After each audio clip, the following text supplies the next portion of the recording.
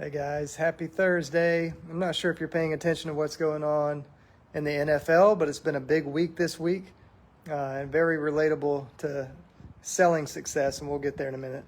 And apologies, it's windy out here, so my hair is blowing all over the place.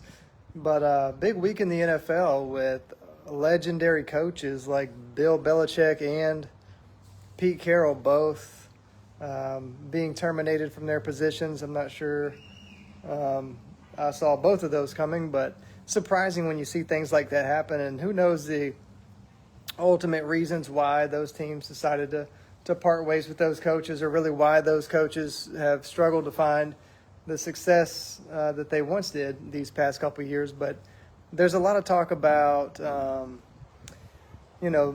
having struggles connecting with players these days. Like I was listening to Robert Kraft talking about Belichick when he first came into the league and how well he could just relate to the players and connect with the players.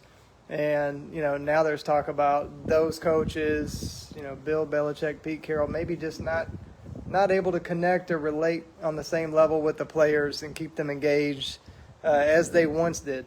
And it made me think about why so many people struggle to succeed in sales or continue succeeding in sales. I mean, I can't tell you how many good sales folks or sales leaders I've worked around or worked with over the years that a lot of them, you see them later in their career end up, in positions where all of a sudden, they just hit a wall, right? They can't, their success drops off. They're no longer selling, no longer growing or having success.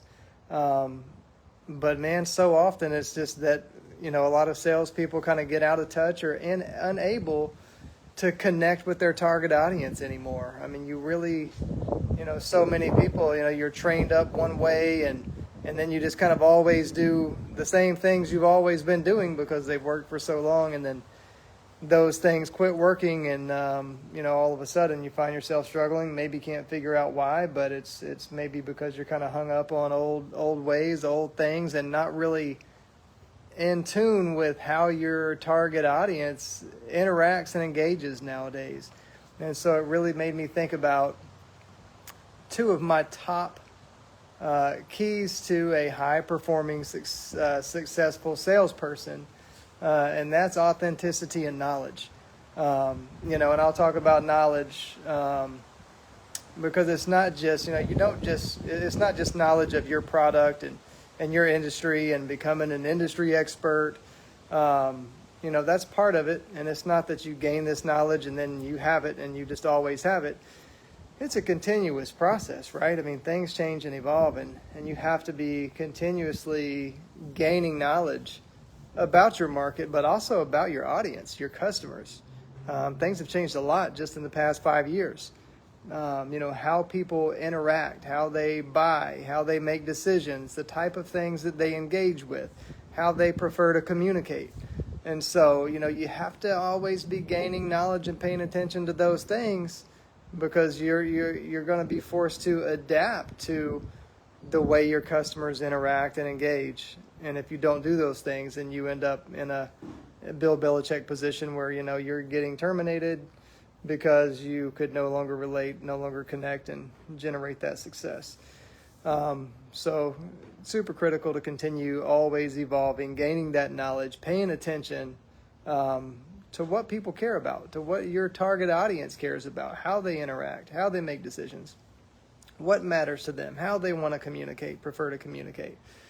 And then the second one, as far as my keys to being successful in sales, I'll share with you. We were just talking about this on our team here this week because for me personally, it was probably the biggest turning point in my career that really just opened the floodgates for success. It's just authenticity, right? Being able to just really be your authentic self. You can't be scripted. You can't be worried about trying to fit into this corporate structure, this box, and present yourself a certain specific type of way. Be yourself, be authentic. You got to be real, right? If you're able to be real, you can connect with people on such a deeper level.